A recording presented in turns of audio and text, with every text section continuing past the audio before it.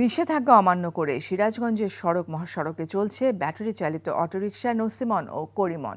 এতে বাড়ছে দুর্ঘটনা। গত 2 মাসে প্রায় 20টি দুর্ঘটনায় 15 জন নিহত হয়েছেন, আহত হয়েছেন অনেকে।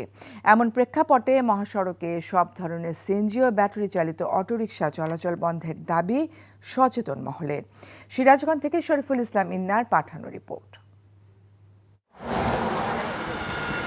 এলাকার অলিগলি ছেড়ে এখন মহাসড়কে দাপিয়ে বেড়াচ্ছে অবৈধ ব্যাটারি চালিত অটোরিকশা নসিমন করিমন। এদের দৌরাত্ম দেখে মনে হয় ট্রাফিক আইনকানুন যেন তাদের পকেটে। সিরাজগঞ্জ মহাসড়কে চলছে 3 চাকার এসব ঝুঁকিপূর্ণ যান। এতে প্রায় ঘটছে দুর্ঘটনা, ঝরছে প্রাণ। যমুনা সেতু টোল প্লাজা থেকে হাটিকুমরুল গোলচত্বর পর্যন্ত মহাসড়কের চিত্র এমন। সিএনজি অটোরিকশার পাশাপাশি বুক ফিলে চলছে ব্যাটারি চালিত অটোরিকশা সহ 3 চাকার যান। শুধু মহাসড়ক নয়, প্রত্যেকটা সড়কে চলাচল করছে এসব। ঈদ আসলে এর সংখ্যা বেড়ে যায় কয়েক গুণ, দেখার যেন কেউ নেই।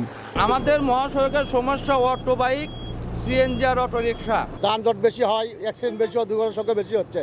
দুর্ঘটনার কারণ হচ্ছে মোটরসাইকেল, অটো এবং সিএনজি। পুলিশও যেন অনেকটা অসহায় তাদের কাছে। যেখানে 3 চাকার যেগুলো 3 হুইলার বলে, 3 হুইলারের বিরুদ্ধে অলরেডি আমাদের নিয়মিতই আমরা মামলা দিই, প্রসিকিউশন দিই। এছাড়াও যেসব জায়গায় সার্ভিস লেন আছে, সড়কের যেসব জায়গায় সার্ভিস লেন আছে, এই লেনগুলো দিয়ে যাতে 3 হুইলার চলাচল করে, এগুলো আমরা শতভাগ নিশ্চিত করেছি। দ্রুত ঝুঁকিপূর্ণ এসব অবৈধ যানের বিরুদ্ধে কঠোর পদক্ষেপ নেওয়ার দাবি সচেতন মহলের। NTV news desk.